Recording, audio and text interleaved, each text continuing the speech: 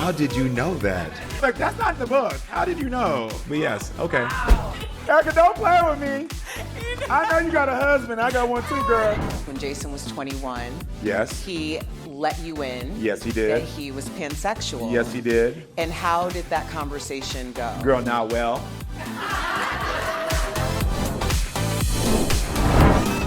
Welcome to the comeback with my girl Erica Cobb. Let me hear y'all.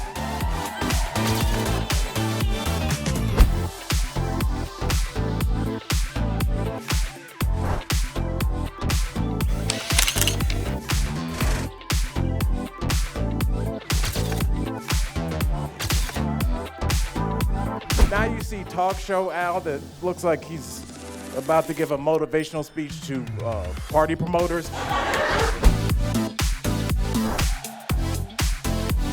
That's fine. A room full of black folks. Nobody's got my back. I'll do the joke anyway.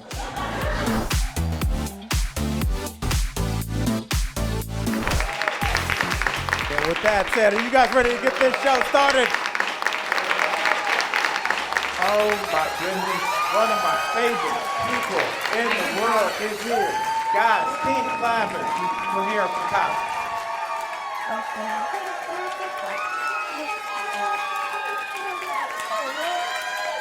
Oh my gosh. I get by with a lot of love, a lot of encouragement, my team, and a lot of help from my friends. And one of those friends is coming on. Karamo! So exciting! I love you. Just for me, before we get off this boat, I need you to scream, I deserve to be happy. The shorts. I deserve to be happy. My whole life has been about helping people and making people be better. Like, that's why I went into social services, that's what I've always done, and that's what I did on Queer Eye. And so everyday people who need help can come on my show with their family members, with whomever. Y'all got conflict, come to me. I'm gonna give you advice, I'm gonna help you, and then afterwards, we're gonna twerk it out a little bit. Hey. Yeah, okay, good to see you. My next Comeback with Erica Cobb live event will be starring Karamo. I'm there. Sign me up. I'm there. Brown. Hi, everybody. My queen. My queen. My queen. Hello, everybody. Thank you for being here. Oh, you look good, girl. You know that's my mama. Is that your mama? Yes. Hey, mama. She flew out with her girls, honey. Yes. Yes, she was like, I'm gonna see Karamo. Yes, hey, mama. We hanging out later? We hanging out later, mama? Okay. Oh, yes. Oh, yes. That's all I needed to hear. Listen, welcome. Thank you. We are so happy to have you in Denver. I'm excited to be here. Yes. I'm going to say what I said to you backstage. I begged Erica to be here because I really did. That little footage on the, have you shown that to them? Yes. I literally begged her because, as I just got to give you your flowers before we start. I told you I'm a fan of yours. I think your voice is so impactful. What you do and how entertaining you are, but also how poignant you are, how thoughtful you are. And being honest, I don't know another host on television who is that, and it is you. And you already know I root for you, I cheer for you, and that's why I beg to be here, because anything you are doing, I have to be a part of. You're just exceptional. Yes. Thank you. You love her, right? Yes. Yes. No one, I did a post recently about competition versus collaboration because so many people have gone so far away from collaboration. Yes. And for you to, you have done this for me, like you putting your validation and stamp on the things that I'm doing. My validation stamp, girl. Really, it does. You already have the It means Lord's so validation much. and stamp. You didn't need mine, okay? This has already been ordained. Thank you, Yes. thank you. But this is not about me. This is about you okay. and your 20-plus year career, and we are going to get all up into And it. she's not using Botox yet, so the skin is still... Hello. She's not yet, not yet. Hello. Not yet, maybe next year, but not yet. So before we get started on your career, we'd like to do a little Karamo. Okay. This is your life. Work. We found some photos of you, And I'm just curious. Y'all know Yes. I used to be. Oh, okay. Hold on. I was scared because y'all know I used to be a hoe. So, and Mama's here. And I was like, what did y'all find for my FAMU days? Okay, yes. So how old were you in this photo? And what's the first word that comes to mind? So he knew that she was a queen very early on. Yes. And nobody could tell him that he wasn't fly. I love fashion. I've always loved fashion. I like to dress. And my mother never had to pick out my clothes because I'd pick them out from age 4 myself. My gosh. And so I just remember me thinking I was about to be Naomi Campbell or somebody. Yeah. Love that. Love that. All right, how about this one? Oh my God. These are not my Instagram. Where'd you get this? My team. What the devil team? works hard, but my team works harder Yes, than they me, do. okay? What kind of student were you? Because just so people know, Yes. Karamo's name actually means educated rebel. Yes, it does. Talk about ordained. Okay, yeah, Daddy did that. My father's a Rastafarian, and he wanted all of his children to have names that had meaning. And I lived up to it. I said, I'm going to be smart, and I'm going to be rebellious as hell. But I was actually an excellent student. I was not somebody who ever got in trouble because I used my charm to get what I needed, so I didn't have to I'm probably gonna talk about this later. But in high school, I was a peer counselor, which led me into going into social work and psychotherapy. And the only reason I was a peer counselor is because I could get out of class. You could get 4 lunches, and also I was nosy as hell, and you get everybody business. Yeah. I was like, so I could be out of class for a whole, basically half the day and get everybody business? Sure, sign me up. Yeah. And so he was that type of student. He knew how to do what he needs to do to have his fun, but also always got the grades. Love that. Yeah. We have one more.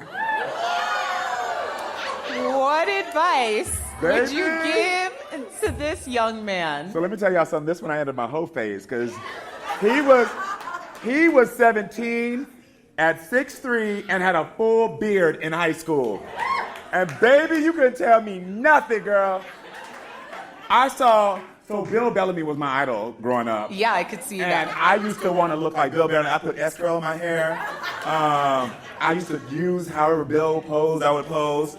And this is all inspired by Bill Bellamy. And she just knew she was fly. That's all. Oh my gosh.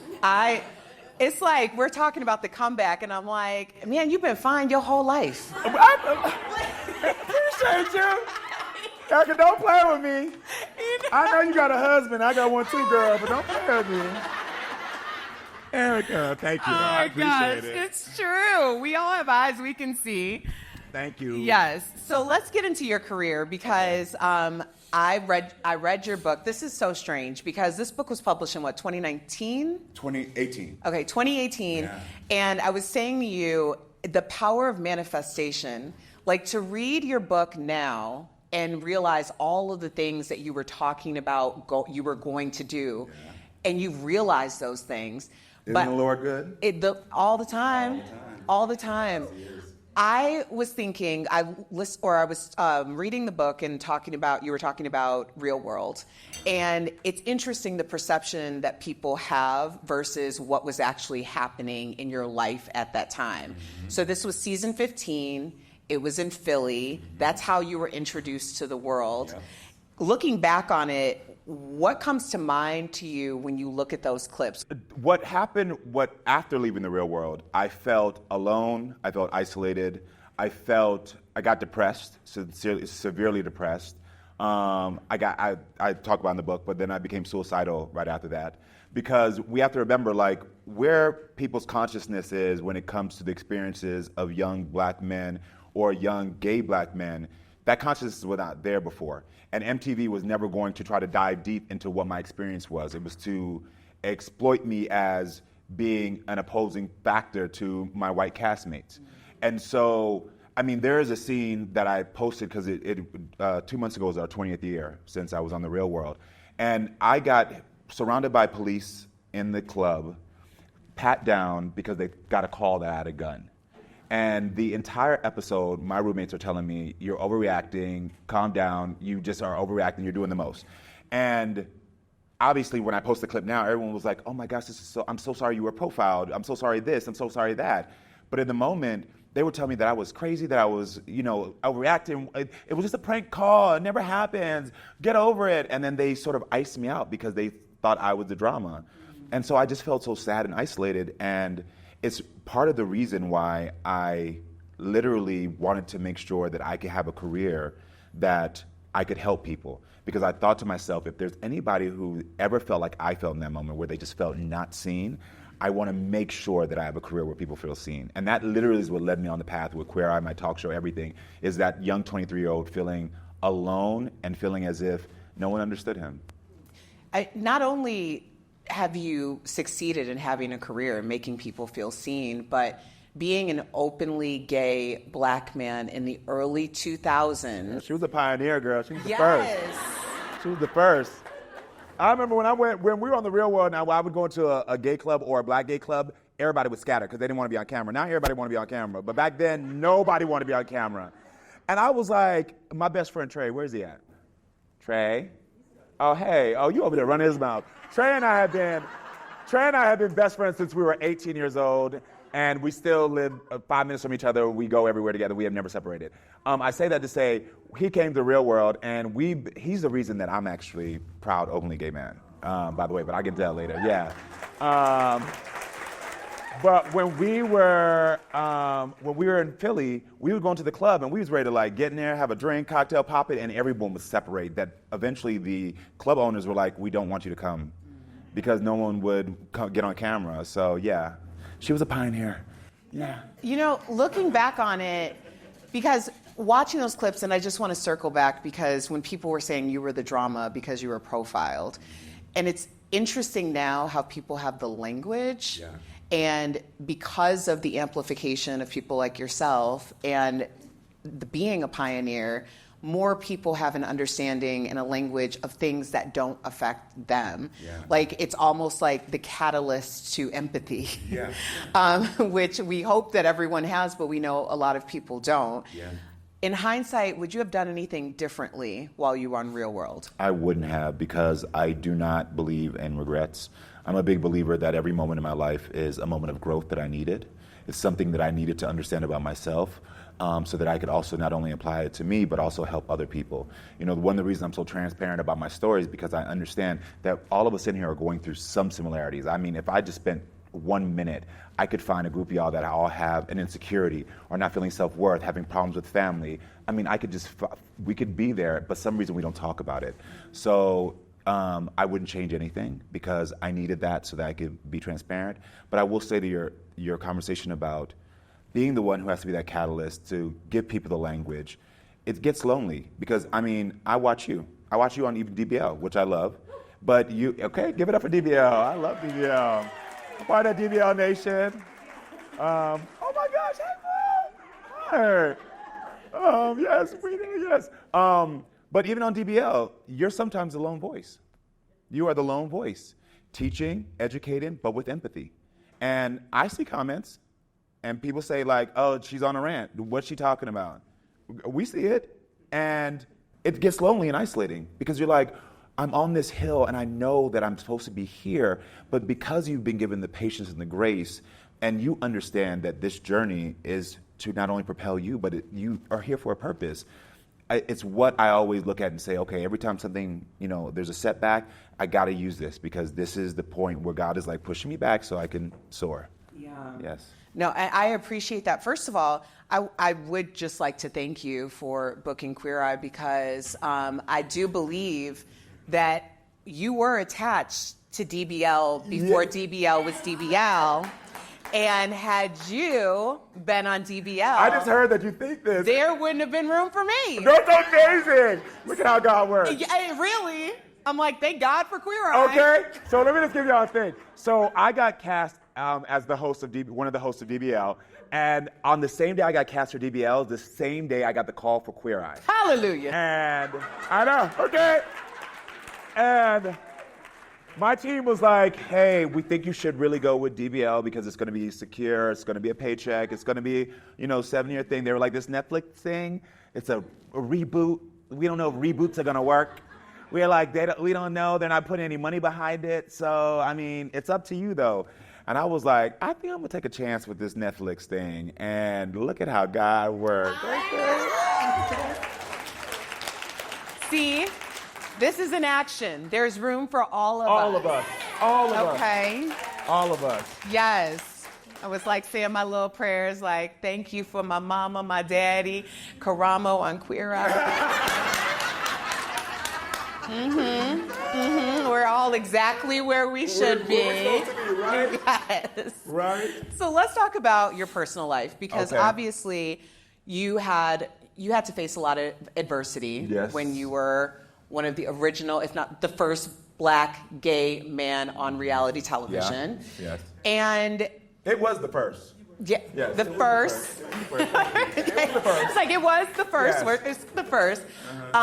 But it wasn't like adversity on that front was new to you, because you faced adversity with your own father. I did. And in the book, and granted this was in 2018, you talked about having a strained relationship with your father.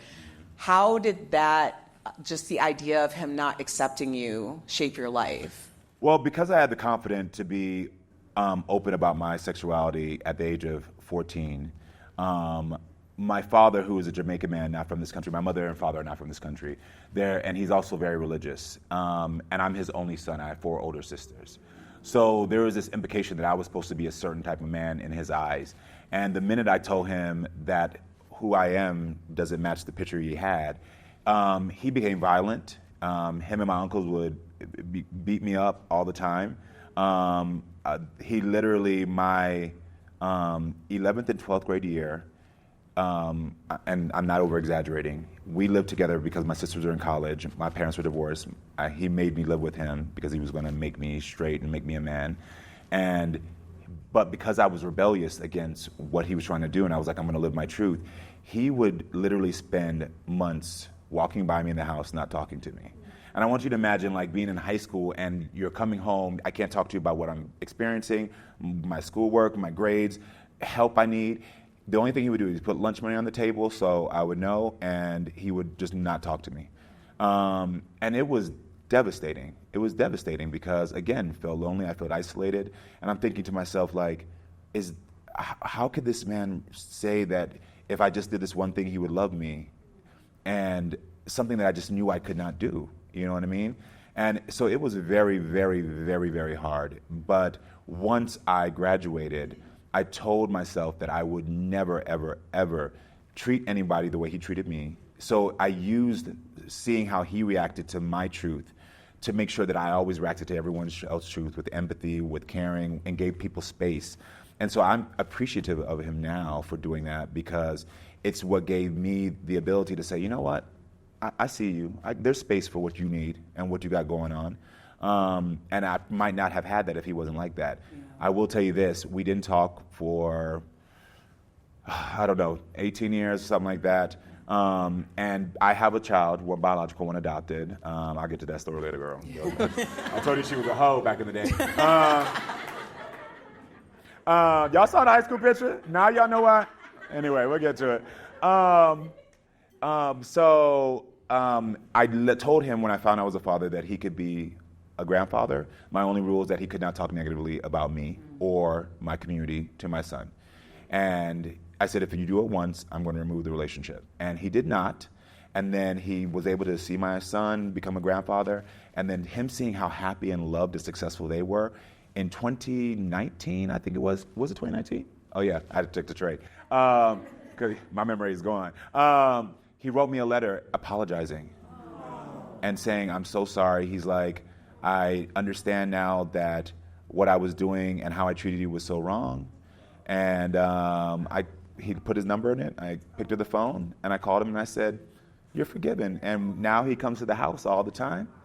Because for me, I stopped holding on to any hate or any bias a long time ago, because I realized that don't serve me. Like, right. I even don't walk through life angry, girl. You got about 2 steps before I'm like, oh, I forgot about that girl. Because that type of holding on to that is that's why I told you she don't got Botox yet, because I'm not holding on to any of that. And I hope this could be a lesson for y'all in here that have these moments in your life that you hold on to and you're upset and the other person don't even know you're upset. or you're upset about something at work or something your sister did, your mother did, and it's only hurting you. It's only taking down your mental health, your emotional well-being, your physical health. And so the best thing I learned is to let it go. And when you do that, you realize how easy it is for you to forgive and continue to keep growing. And so we have a great relationship now. Well, Karamo, I mean, your heart is what walks through the door before you do. Oh, appreciate it. But not all of us have that type of heart. We really don't. I mean, so when you're betrayed and you're really feeling some type of way about it, how do you start that process of forgiving? Because it has to come from within first. Like, you have to make that decision. So what I know to be true is that I came into this world alone. Yes, my mother was there to hold me. Yes, there was doctors around. But when I am in bed, when I'm in the shower, I'm by myself. And so the most important relationship to me, which we don't really teach enough as to adolescents, is the yourself relationship. And so I was able to learn very early on when I was that peer counselor, because of the great guidance counselor I had that I was under, that self-love, self-respect, self-worth were the most important things. And so my patience and my heart comes from, again, like I said, holding on to things hurts me. Mm-hmm. It hurts me. The grudge that I would have had for my father would have never hurt him. It would have never. I would have been walking around angry, pissed, upset, and then he would have been fine, eating his curry goat, good. You know what I mean? And I'm like, so when you start to put things in perspective of what is it doing to me? Because I'm going to bed with myself, I am showering myself, I'm driving in that car by myself, so why am I going to hurt myself? Would I run off a bridge to make the driver in front of me know that I was pissed that they cut me off? No, I'm not. Yeah. Would I shoot myself in the foot because somebody in front of me was walking slow? No, I'm not doing it. And so the reason that I'm able to have that forgiveness and also try to teach that patience for other people is because you deserve to have that for yourself. Every single one of you. You deserve to be home and know that you don't have to worry about anybody else because it's you. It's just you. And whatever grudge you're holding or anger you're holding, I promise you the person you're holding it against don't even know. And if they do, they still walking around unbothered. Yeah. Because they're still getting up, going to work, living their life. So let it go for yourself. And I understand that's a harder challenge, but it is a practice that I learned to do daily. And so early on, when I was in high school, when I learned from this guidance counselor how to start practicing this, in the beginnings, it would be like, I would go to somebody and I'd say, I got to let this go. That was all my thing. Trey was that person for the longest. He still is, but not too much. But the first step was, I got to let it out, because the more we keep it in, it festers, it becomes bigger, it spirals, it rolls. So I realized letting it out takes the breath out of it. It takes the truth out of it. It takes the whole secrecy of it in your head. So I would always say, oh, you know what, I'm so pissed at somebody. And then after you say it out loud, and if you have a friend who's just going to be an empathetic listener, who's not going to try to feed into your hate, because y'all got to watch the people in your life, because people will try to feed into your hate. And you'll think it's cute because y'all gossiping, but girl, they're really trying to help you not practice the self-love and worth you have. Y'all need to understand that. Because if a friend or a family member comes to me and they are hurting about something, I'm not going to feed into their hurt by saying, tell me more. Oh, that bitch did what? Because all you're doing is keeping me trapped in that feeling instead of helping me to realize, well, how are you? How can you grow through this? And so once I would say it out loud, that was the first step. And then later I got to a point where I'd do that daily. And then I would just get to the point where I'd write down, let go, let go, let go. And I would do that every night when I got home. I would just write down all the things that was on my mind. I would say, let go, let go, let go. And baby, I used to sleep peacefully. I still sleep peacefully. So I just give you those two small tips to say there is a practice to it, but every one of us can achieve it.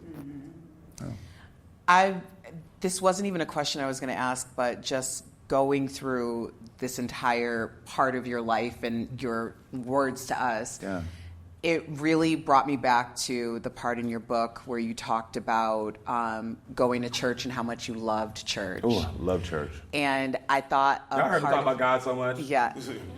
That, God is love, and even though you were othered in the church, you still felt that way. But I thought it was so important when you were having the conversation about your father, because, there might be people in this room, and I know there's people all over our communities who have come out and their parents are unaccepting of them, and even as children.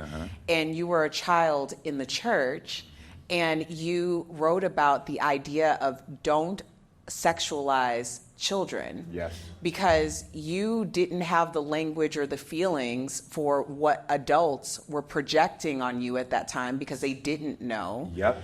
And I thought that was so important. Can you speak more to that? Oh, yeah. So growing up in the black church, I love going to church because I just love having a relationship with a higher being. I learned early on in science that energy can either be created or destroyed. And so that always fascinated me. And I was like, so there's an energy there that I can tap into and like communicate with that I call God.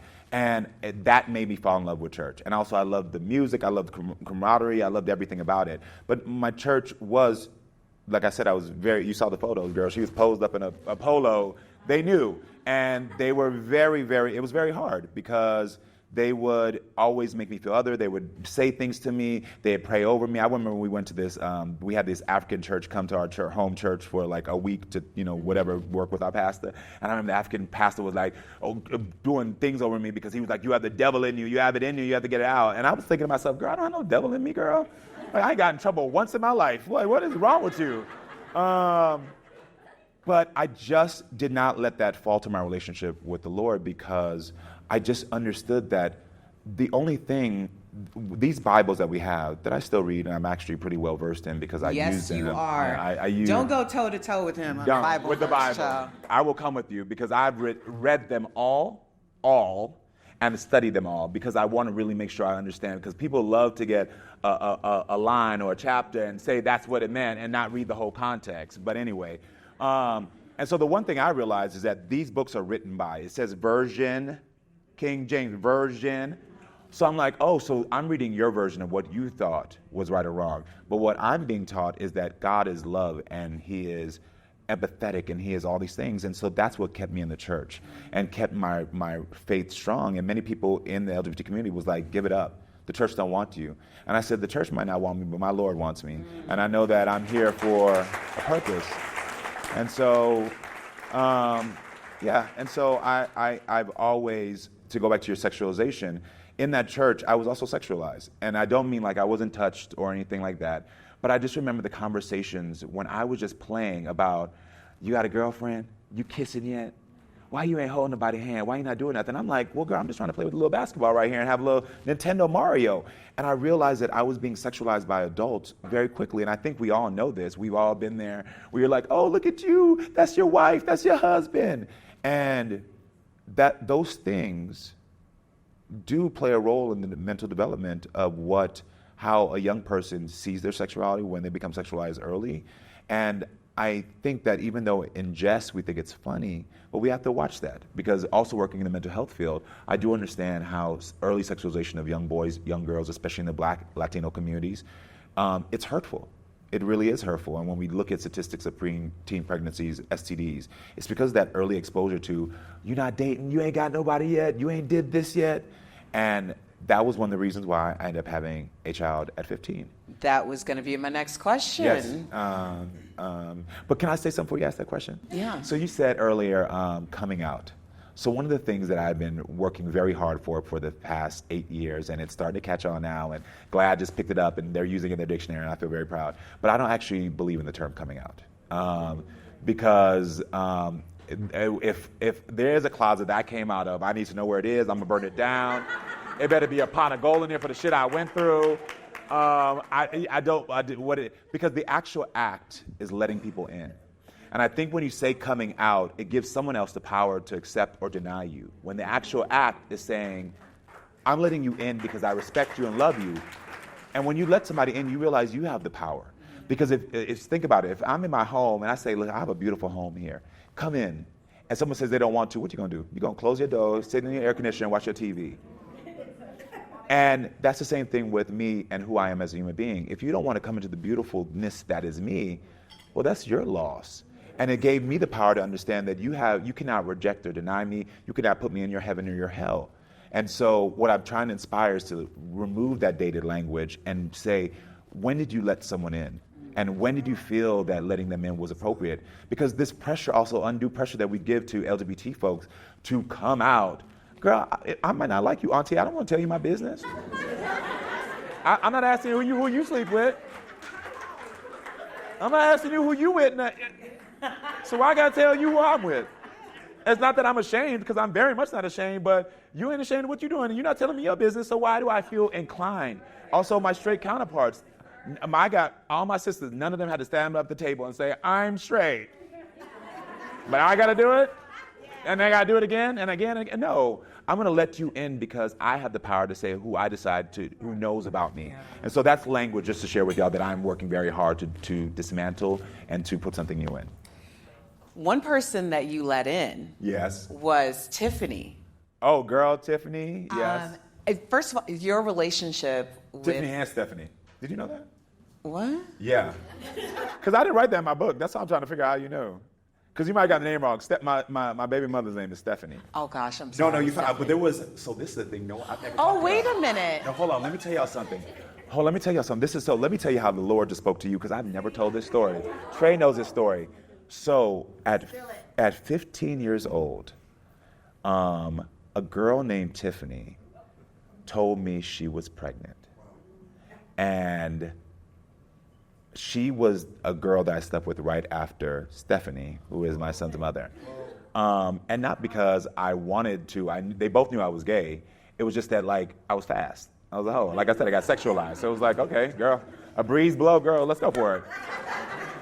But Tiffany's mother was like, you're not. So she called my mother and said, you're having an abortion. And so 4 months in, she had an abortion. And I had taken her virginity, so I knew it was mine. And then years later, I found out that Stephanie was pregnant as well. So when you just said Tiffany, I was like, how did you know that? I heard Tiffany in this ear. And Girl, I said, well, I don't know who said it. Maybe my child's spirit just spoke to my you. gosh. Said, no, I want some shine now. Talk about me. Okay. That's why I was like, that's not in the book. How did you know? But yes, okay. Anyway. Okay, see, it's, first of all, we tapped in, okay? Okay, you tapped in. You tapped in. Oh my goodness. Yeah. Okay, I've never told that story. Okay, Other than wow. outside of family and trade. Like, that's so crazy. Anyway. Wow. Well, Stephanie, Stephanie, who yes. you do talk about in the book. Who I do talk about in the book. I feel like y'all's story was so ahead of its time. Uh-huh. You let her in I did let her in. and was like, we can do this, but I'm Yeah, gay. I'm gay. And she was like, yeah, okay. Yeah, well, she had a boyfriend, and she didn't want to lose her virginity to him because she didn't want to be bad, because her sister told her don't be bad in sex. So she thought like she could practice with me to like get better. And look at this is what happens when you grow up in the hood and you fast at 15. That's the logic we had. I'm gonna practice with you. Okay, girl. All right, sure. And we skipped school, and we practiced that day. And I'm going to be real with y'all. We're adults in here. There's no children, right? Okay. It lasted for all of 7 seconds. And I sat on the edge of that bed. We laugh about it now, but at the time, I had to do some real apologizing once I connected back with her. Because I sat on the edge of the bed, and I was like this. I was like, no, girl, I don't want to do that no more. That was the last time I did it. I was on the edge of the bed like this. I said, no. And I'm thinking, like, that was what I did for her virginity. Like, that's what she had. I felt so bad. She laughs about it now, but I was like, no, can't do that. But Stephanie and I were best friends all through high school. We loved each other. You know, her last name was Brooks, mine was Brown, so we sat next to each other in the, when they line you up for lunch and everything for the assemblies. And that's how we became best friends. And when we were in the 10th grade, she moved away, and this is 1996. So there was not the advent of the internet, social media. If you didn't have somebody's house phone or address, you weren't gonna contact them. So she moved away, and I thought, oh well, there goes Stephanie, and I went on with my little gay married life and didn't think about her. And as you know, 10 years later, I got a stack of papers on my doorstep for back child support for this child that I did not know about. But you thought the papers came from whom? I thought the papers came from Ashton Kutcher. You did read the book, oh yeah. So y'all remember Punk'd? So, because I was on Real World, and this is like a year and a half after Real World, I had just done a challenge. And I thought, oh girl, they doing like a Real World Punk episode, girl, and they just gonna punk the gay guy. So like literally when I saw the papers on my doorstep, I ran back downstairs and changed, because I had closed my car, so like, I changed into an outfit because I thought Ashton Kutcher was in my house. And I walked in the house all like, oh my gosh, what's going on? I swear to God, y'all, I'm not even joking. And so when I realized nobody was in my little two-bedroom apartment, I threw the papers because I was like, this ain't it. I know I ain't got no baby out there, girl. She been gay. I know I ain't got no baby out there. And that middle of that night, I went to the thing just to look at it, and I saw her name first after 10 years, Stephanie Brooks, and then it said petition Karamo Brown and child Jason Brown, and I literally threw up. Because it then all flooded back to me. I was like, yeah, we did practice. Yeah. Yeah, there was no protection. And that's how I found out I was a father. And so I then had to travel I called my family, my mother and my sisters who were all in Texas, and I said, I got this paperwork, and my family, we are close. My sisters don't play, my mother don't play. I am the man I am because of the strong women in my life, the empathetic women in my life, the beautiful black women in my life. And they were like, oh, you come getting your ass home right now. And I was like, well, we don't even know. They was like, I don't care. You're not about to have no fatherless child out here. You're about to find out. So I had to go home. We took the paternity test. The courts wouldn't give me her information. They did it all through. And like literally after 2 weeks, they called me back in. The woman behind the counter, I'm not even joking, she was like this, not even looking at me. She was like, name? I was like, Karamo Brown. She's like, you the dad. Next. And I'm like, ma'am, can I have some information? She said, I said next, everything is in there. And I was like, yeah. And so her address was on there, so I just drove to her house in the middle of the day and knocked on the door, and she had no idea that I was coming because she didn't petition for back child support. She had applied for benefits for her four other children, and the state found me because she had put me on the birth certificate. Because before 1996, it was legal to put the father on the birth certificate even if he wasn't present, and so she had no idea. They came after me. And so when I knocked on that door, within 5 seconds, we went back to being 15. And I was looking at my best friend. And any thoughts I had, like when she was being malicious, any feelings she might have had about me went away, and we started crying and hugging. And we literally sat on the ground at her door for like 10 minutes, talking like we were kids again, like how we used to do at the bus stop. And then I literally was like, girl, by the way, we got a kid? And she was like, oh yeah, that's why you're here. Yeah. I thought it was pretty profound that, you wanted to make sure that people understood that she wasn't coming for you, although she would have been in every right.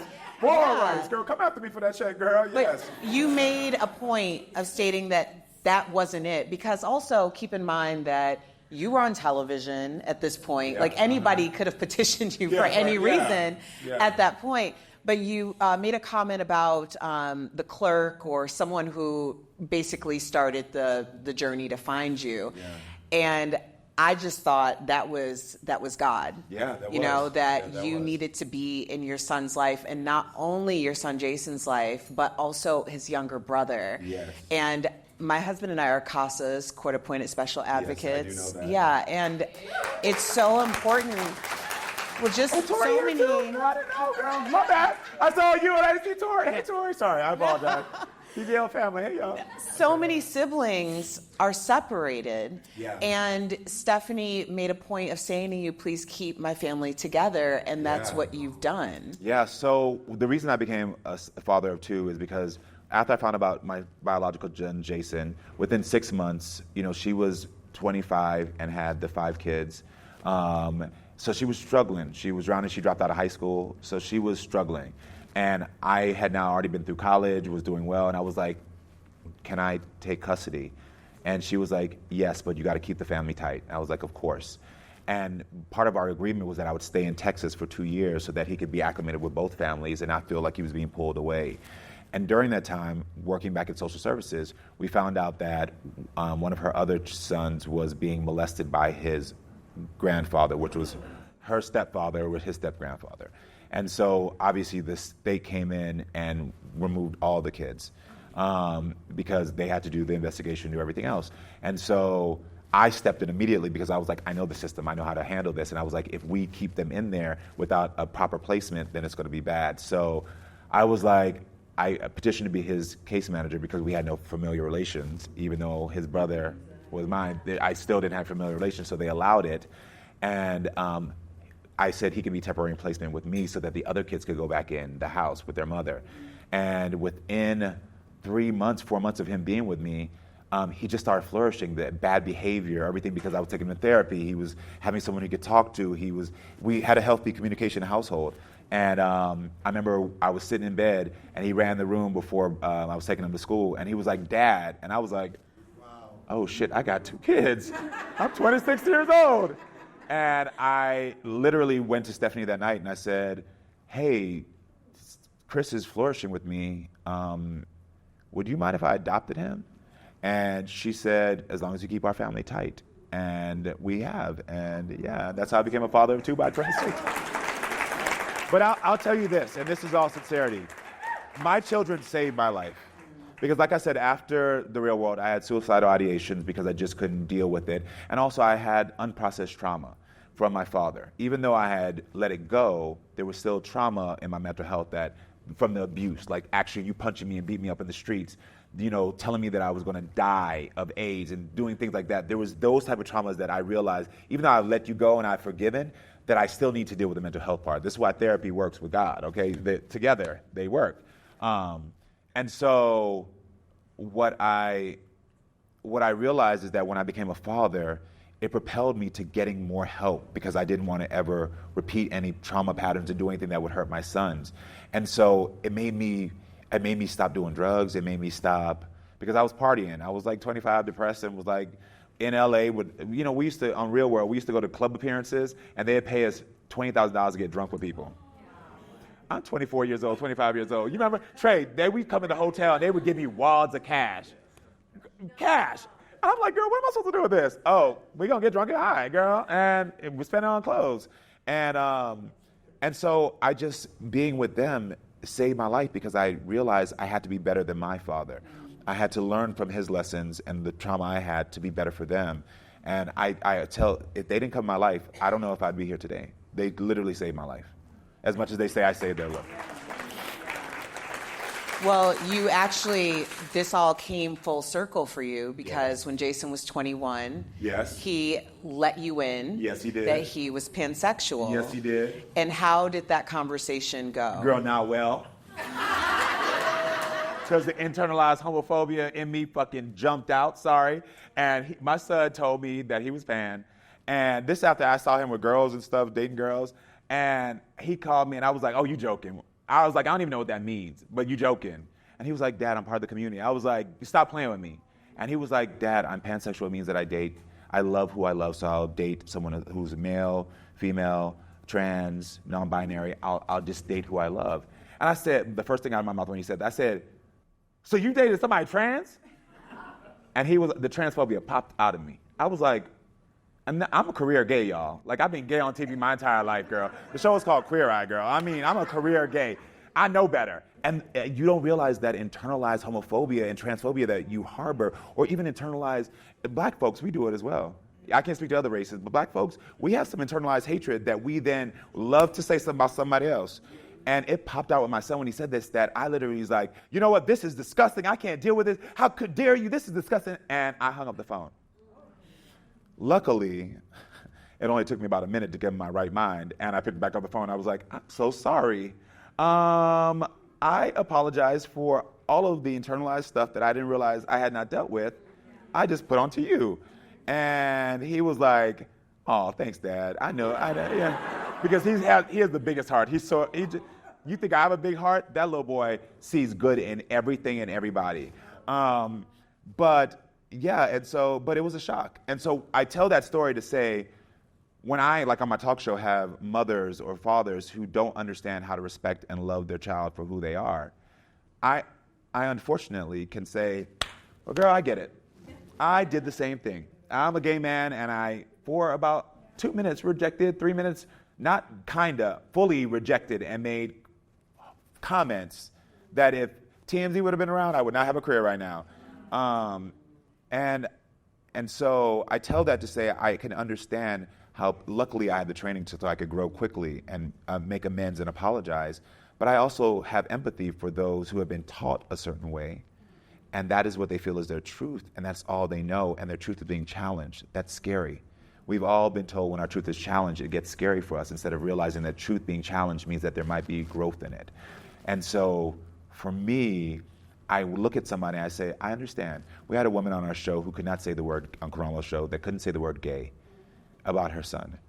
And the empathy that I showed that woman, because I tell her I could understand, by the end of it, the growth she had, and the tears, and the way she accepted and loved her son, and to this day she calls in. I was able to help her see, because I was like, I can understand.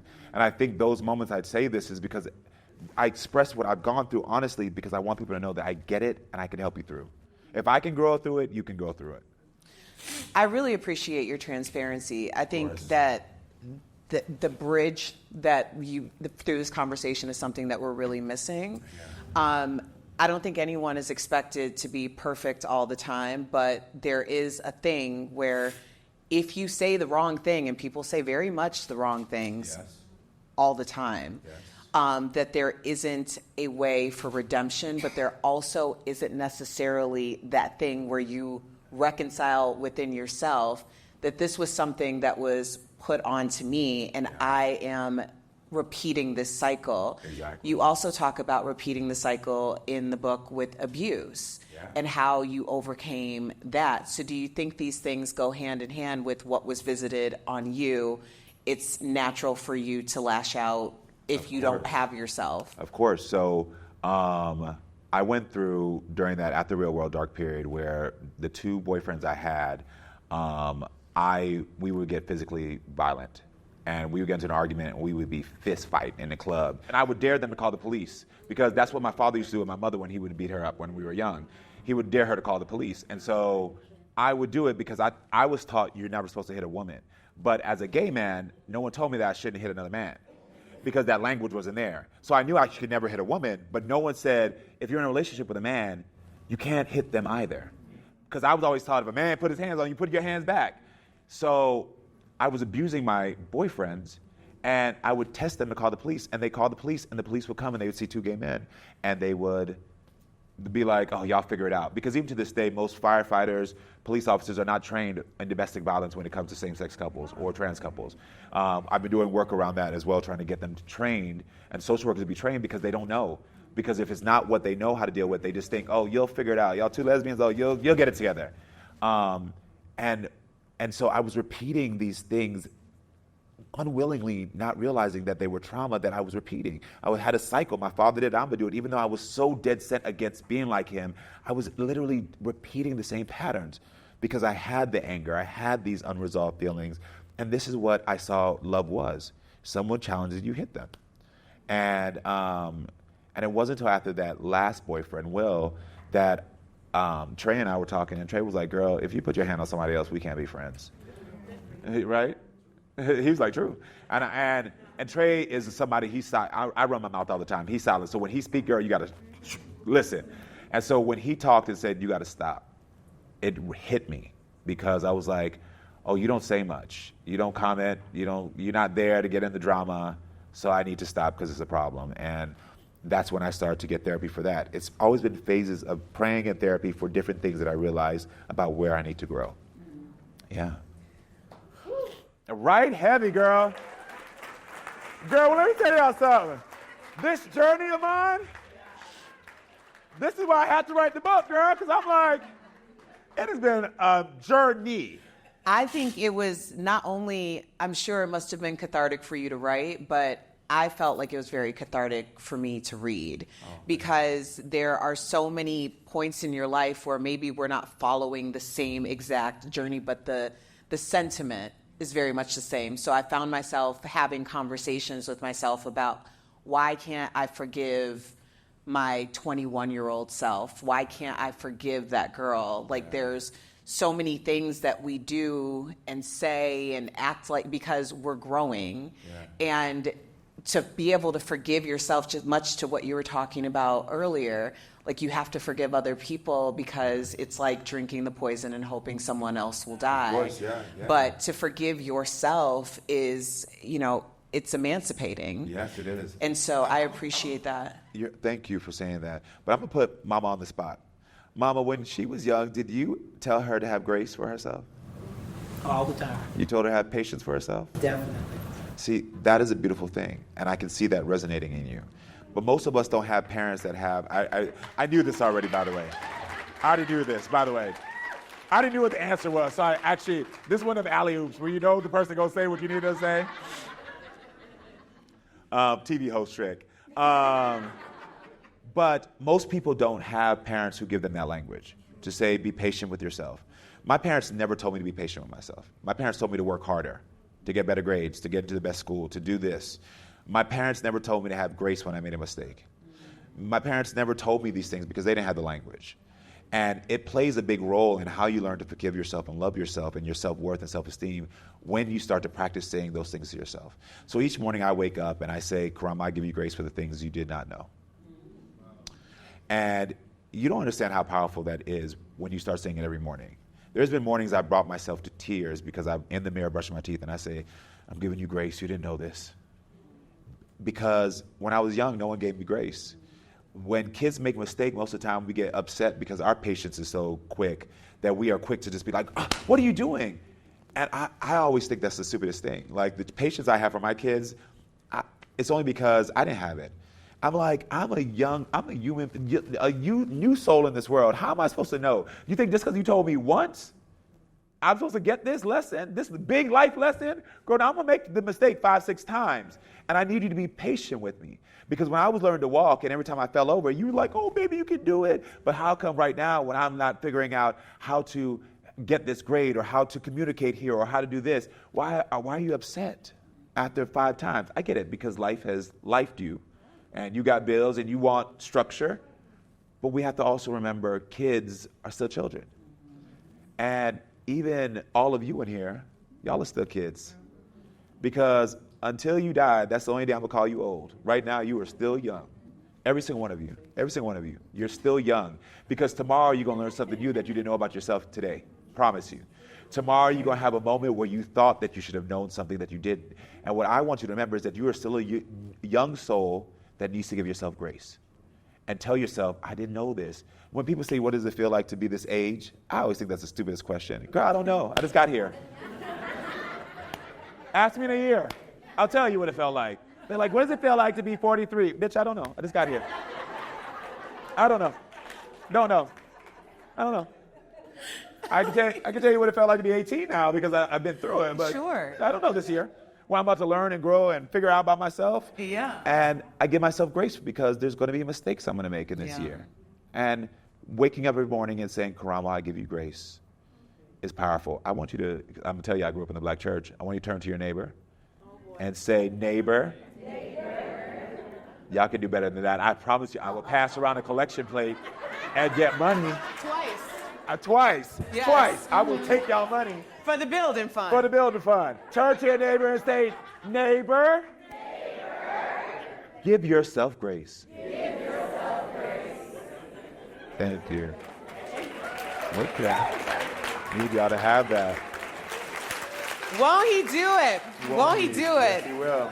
And let's talk about Queer Eye because you did that. Thank you. People may not even understand that you literally created your own category. Yes.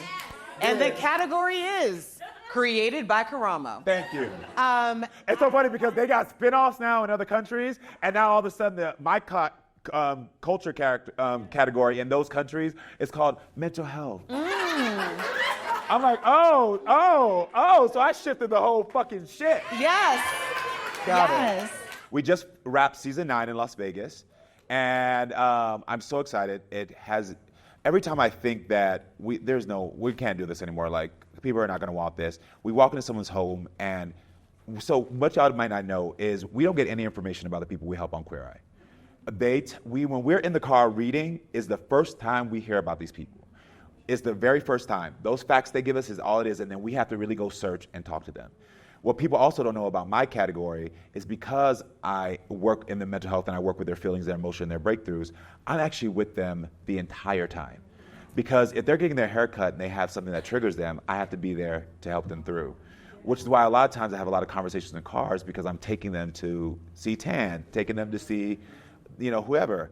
And to give y'all a little backstory, when I found out about Queer Eye audition, can I tell this real quick? Yes. We got time? I was in bed watching Watch What Happens Live, and Carson Kressley was on there, and he was telling Andy Cohen that they were rebooting Queer Eye.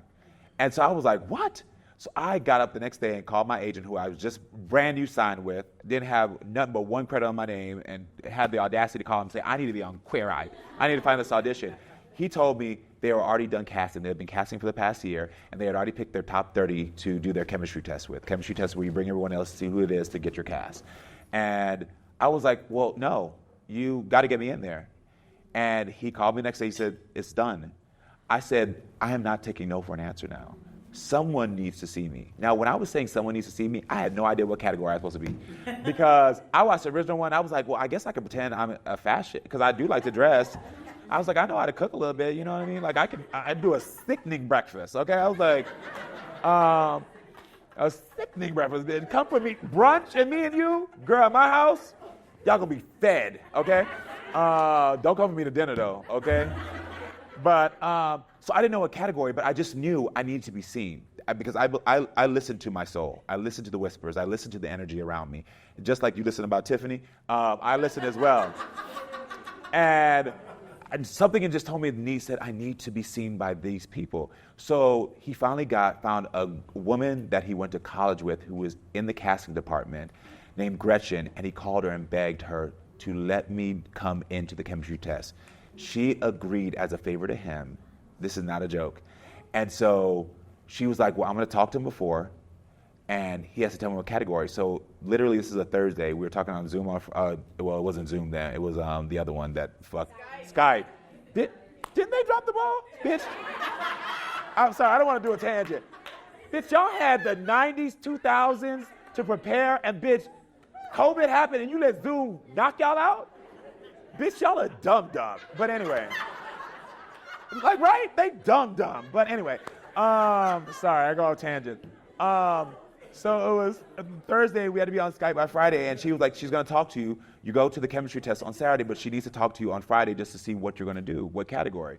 And so he was like, have you chosen? I was like, I don't know. And so I went to the dictionary and looked up the word culture, because the people who I'd found out were auditioning were all artists, playwrights. They were Broadway stars, which, like in the original one, he was a Broadway star. So under the word culture, it said human relationships and how it helps or hurts people.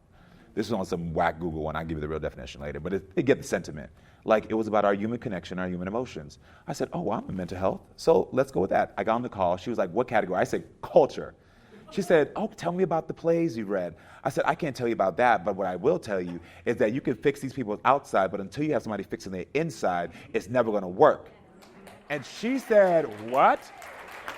And so I just went on a 30-minute tangent, running my mouth. I didn't let that woman say one thing. I was like, I said, I'm just going to run my mouth. And I started talking about, like, what we got to do, how they got to grow emotionally, mentally, all these things. And so she was like, you come in. So that next day, I got their culture, the culture. All the people in the culture were all, like I said, playwrights and everything. And so I went into every little chemistry pod test talking about mental health. I was like, so Jonathan, I love that you are fixing their clothes, but what about their issues with their clothes comes from their body issues and their body dysmorphia? How are we able to help them to understand that their body is beautiful so that no matter what is draped over them, they'll still love themselves? And I saw them in there taking notes, and I was like, oh yeah, I'm knocking y'all homes out. Sorry, girls.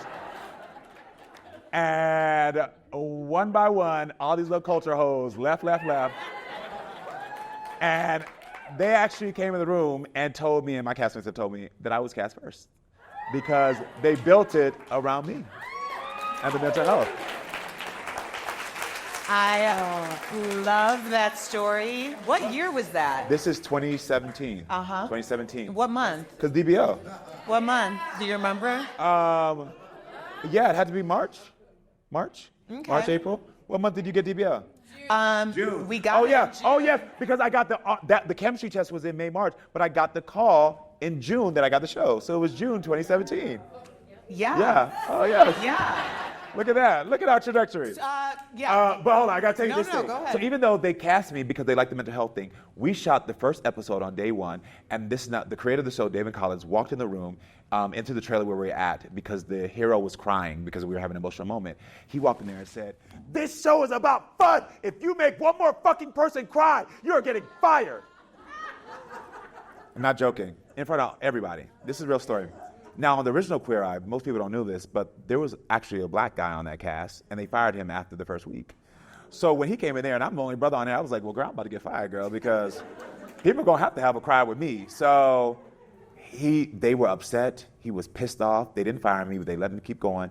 And every time I'd have an emotional moment, they would cut it, and they would make me do, like, if y'all go back to season 1, I was putting together websites and poster boards because they would cut out the heartfelt conversation. But you would see the impact of our heartfelt conversation where they would be crying. The show tested, and then it came out, and they changed the slogan to "You're not crying, I'm crying." And it shifted the show to being about tears and empathy. And season 2, we came back, and they were like, "So we need more of this. We need more of these tears."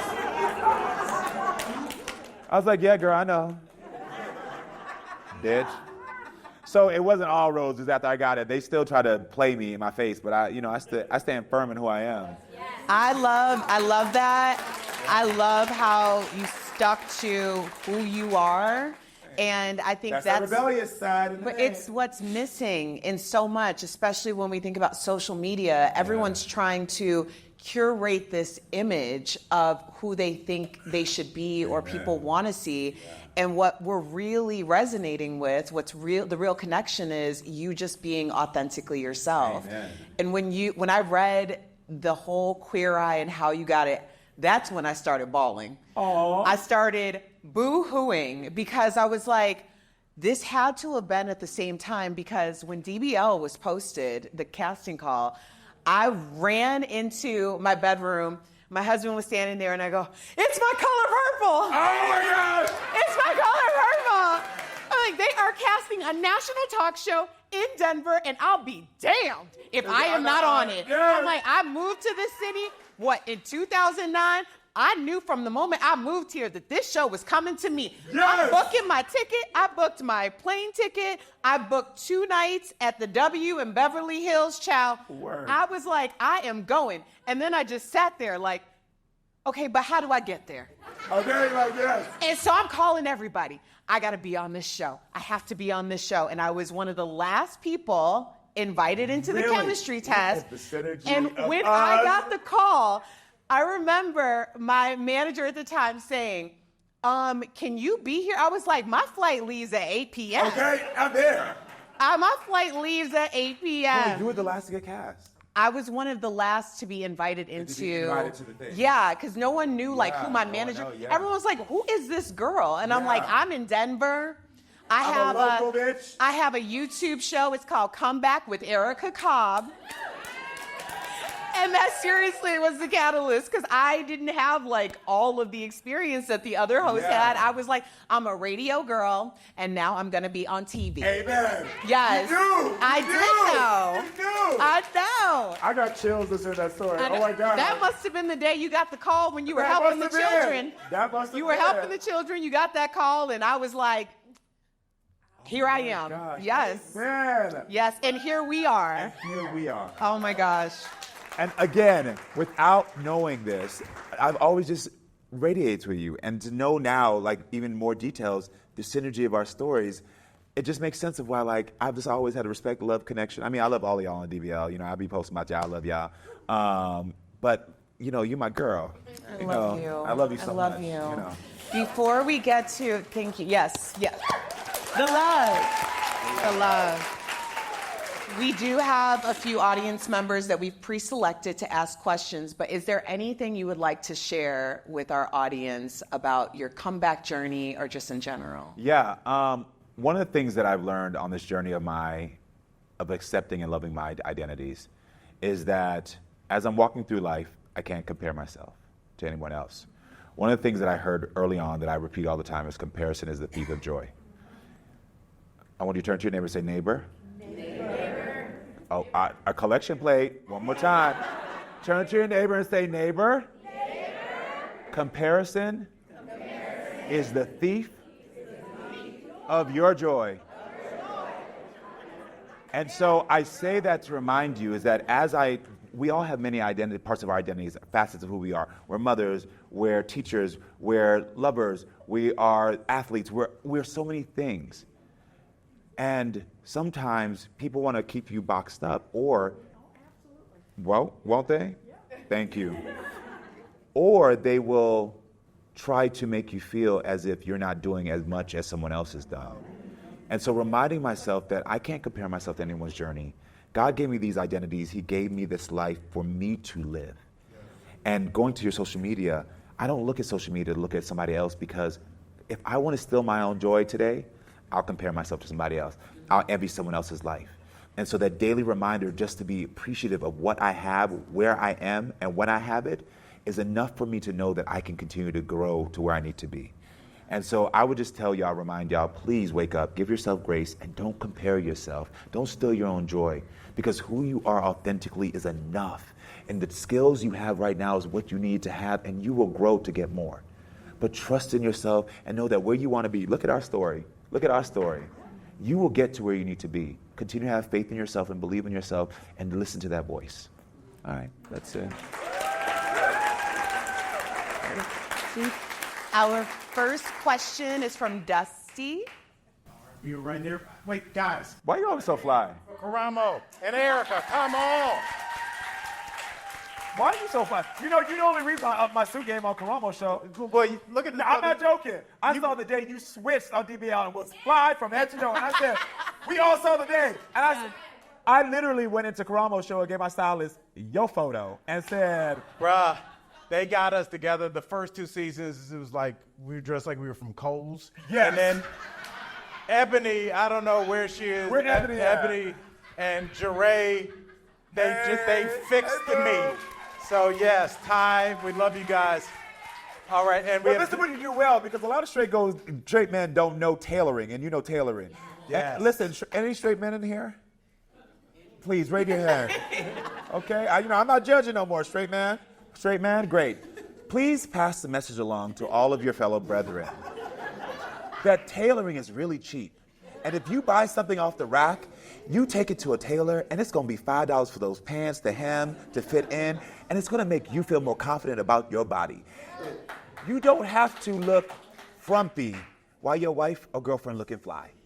So please pass on tailoring, because it will change your life and your self-esteem. That's all I got to say. It is so important that you say that. Like, they'll do it usually at Macy's, but I think most men, before I did the show, I thought tailoring was like $1,000. No, it is cheap. I didn't know. A hem of pants is $5. A straight seam is $10. Fellas. Yeah. Please. And get y'all buttons up.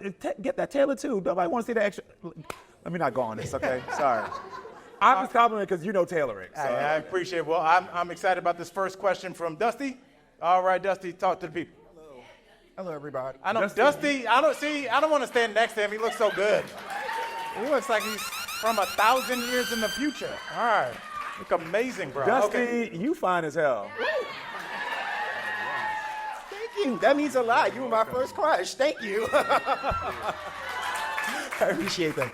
So my question is, Tyler, the Creator, and Lil Nas X have been called out for not dating other black men. Uh-huh. Have you ever felt conflicted about dating outside of your race? Yes, very much so. Because I put this undue pressure on myself. So my entire life, I dated only black men.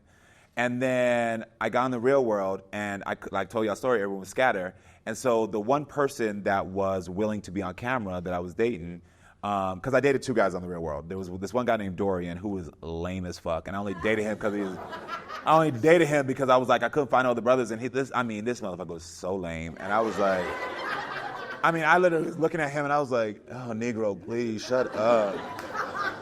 And so then I found this Latino man, was the first Latino man I had ever been with, but he was so infused with hip hop culture, with black culture, because he grew up in a black neighborhood, that I dated him. And so because I was in real world and I dated a Latino man, every black man I dated before, somehow got turned into I date outside my race. And it was hard for me because I felt like I was letting down my community. And then after I broke up with him, I dated nothing but a black man. And then once my career popped off, I started dating my first white man ever. And so then the time my career's popping, I was dating a white man. So everybody was like, all he dated is white men. And if I can be very honest with you, very transparent, it was hard. Because, and Trey will tell you how many times I almost ended a healthy relationship because of my desire to make sure that people in my community could see healthy relationship represented back to them. But what I had to realize is that I could not stop my own happiness and love because I felt like I had this duty to represent something. What I now do is I make sure that I highlight relationships on my page, on my shows that are Black love. And I do that because I still want to give them the platform, but it did hurt me for a long time. I mean, you're in an interracial relationship. You felt like we could start getting called like all of a sudden like dating somebody outside your race makes you not Black. Girl, he don't erase nothing. Right. We could go into a room and I'm still the N-word to somebody. That don't give me no privilege. But it was hard. And I want more representation for Black gay men, to see more Black gay men with Black gay men. I do want that. And are those relationships. But I will be very honest with you. The media is majority white. And even when you go to press lines, it is all white, and they put the press out lines of color at the end, where I always start first. Yes, you and Candy Burris, y'all Always. the two. Start first. I'll get to all the other ones later. But the relationships that are Black man on Black man, they don't want to show. And they will not highlight. I remember the first time, before I got my ex, Ian, who was white, I was with a Black man, and my career was kind of popping. I was on Oprah. And I remember people did this little spread on me, and they would not show me and my partner. And then I remember I got with Ian, and they did a whole spread on us. And so, yes, there's biases, and I'm not going to sugarcoat it, and we're not going to pretend.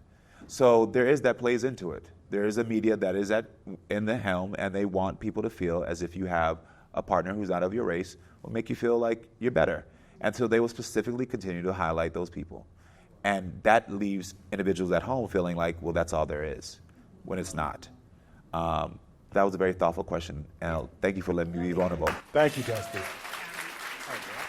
Now, I'm with a Mexican man right now, and we're healthy, but if we break up ever, I'm gonna get your number.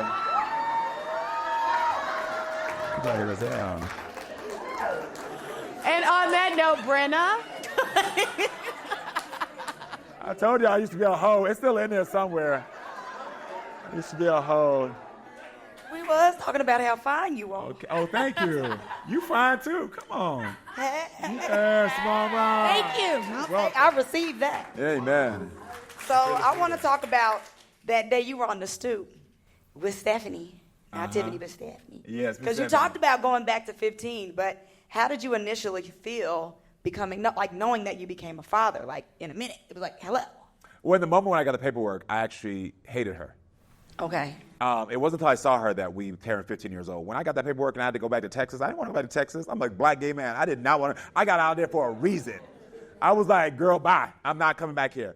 I was like, well, why the fuck would you do this? Why would you fucking come after me for money? Because I didn't have the backstory. So I created all this story in my mind about who she was. I was like, this bitch, she see me out real world. She think I got money. Bitch, I ain't got no money, bitch. I'm going to show you, bitch. I ain't got shit.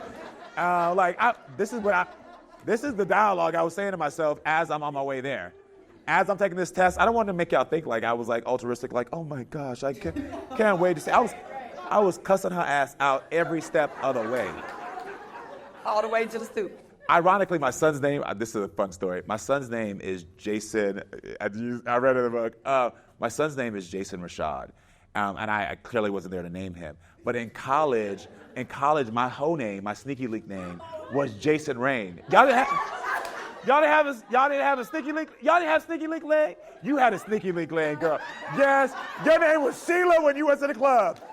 You know you went to the club and somebody called you. Somebody was like, what's your number, your name? And you'd be like, Sheila.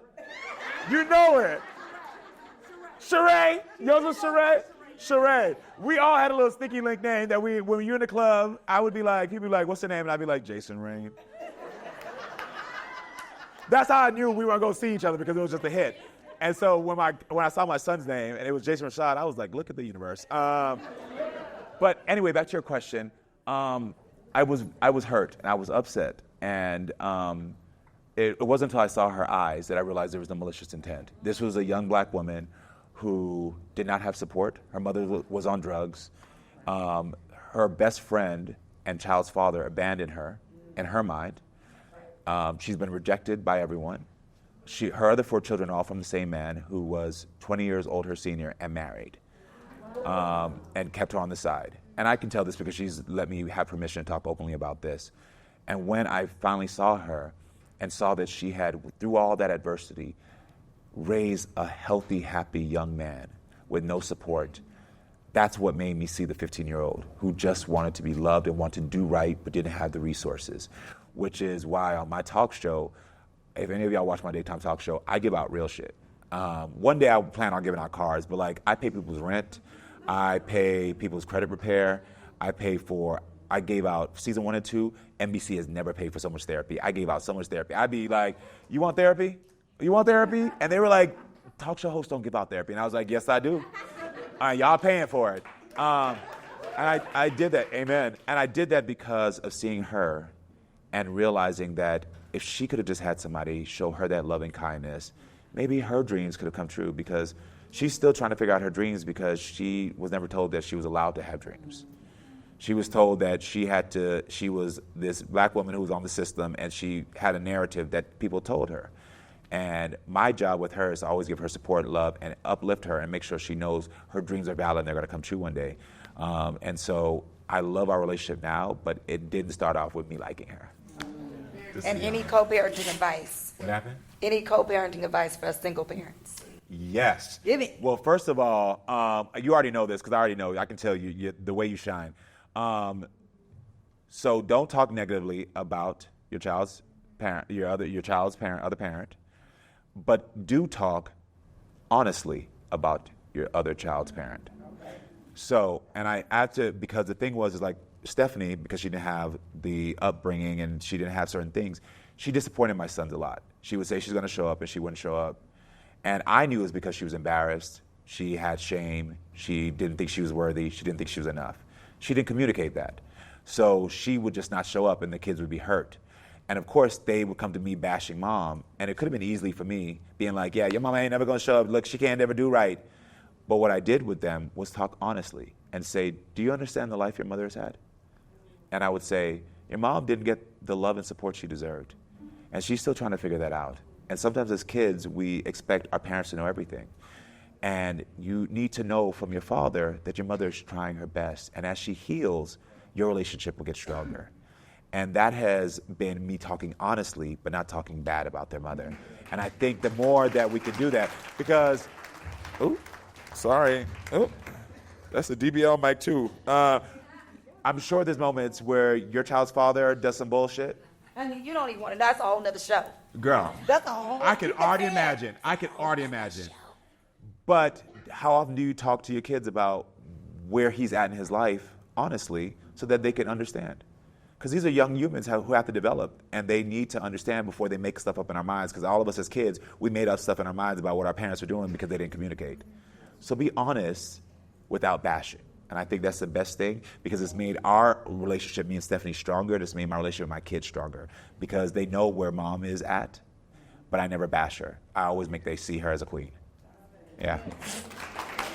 We have, and I'm I run my protecting, mouth. I'm reclaiming your time because I know. we have to get you on a flight. I We run my have mouth. one I'm more sorry. I question, run and my that's from Dondre. That's how I became a talk show host. I run my mouth. Hey, how you doing? How's it going? Hey. My question is, I'm a therapist and you've practiced as well. Yes. So what kind of self-care do you recommend for mental health professionals? Mental health professional? Yes. Well, first of all, who do you have that you get to talk to? Black men. Black men? Yes. Do you have a good network? It's small, it's part-time. Okay. Yeah. No, I'm talking about for you. Who do you talk to? Oh, who do I? Gotcha. I do. I have a really good support system. Who? Actually, some black men. That's so. Okay, great. Okay. I did answer the question without answering the question the first time. Yeah. Great. So that's the first thing I would always say is make sure you know who your support system is. You already know that because of your training. And then secondly, how often do you write down what you're feeling? Not that frequently. I'm more of a speaker. So instead of writing, I'll take out my phone and I'll pull up the voice recording. Perfect. And I'll Great. speak it aloud. And then because Nothing is wrong with writing, but I like to play it back and see what type of pace was I speaking in, or what type of tone was I speaking in, to really tap into like what I was truly feeling in that TV moment. show host, I knew he already knew this training. He said, "I'm a therapist, so I already knew he already knew the answer to this." You see how you volleyball? Yes. Now, third, I'm gonna ask you, how often do you say no? All the time. Great. All the time. My yes is my yes, and my no is my no. And there's no going back on that. So the advice that I would give you is find your community, make sure you're talking or writing out what you're feeling, and watching the pacing, what you're doing, the language you're using, because it's going to tell about where you're at. Review it, look at it, and then also feel free to say no when you need time. But you already knew all that. So thank you for asking me so that we could give them the advice. Now I'm going to ask you a question. Is there anything you would like to add to that? Because I like to learn from other people. For me, from my personal experience, it would be to continue nurturing your inner child. Yes. Because I'm in a space right now of, like you said, like your parents don't know certain things. And I'm like, well, my parents couldn't give me these things when I was a kid, but now I'm making sure I'm putting myself in a position to give them to myself. Yes. Because I do deserve that. Yes. Everybody, turn to your neighbor. Turn to your neighbor and say, neighbor, don't forget to nurture your inner child. Because that is important. Making sure that little you knows that the adult you is still there to help them, protect them, and be there for them. I knew you had it in you. Love that. Love that. Well, let me just say, neighbor, congratulations on season 3 of the Karamo show. That's right. Twerk it out. Twerk it out. I got the thank you. Congratulations Sorry, my on team's down. I'm dropping the mic. I'm sorry. the success of Queer Eye. Thank you. Congratulations on your personal successes. Thank you. I am so honored to call you a mentor and a friend. I'm honored to call you a mentor. I appreciate you so much. I really appreciate y'all coming out. I know you were so excited for Karamo to come here. And I appreciate this support of this, what I'm going to call a collaboration. Hey, always.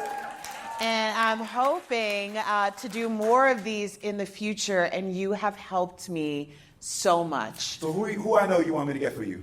Oh.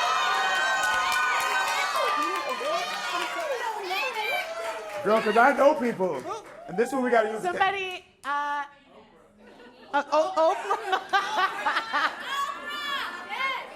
Well, I'm close friends with Gail. We could probably get Gail here. Venus? Serena? Okay, we go. Who you want? You gonna give me Serena Williams? You want Serena Williams? Yeah.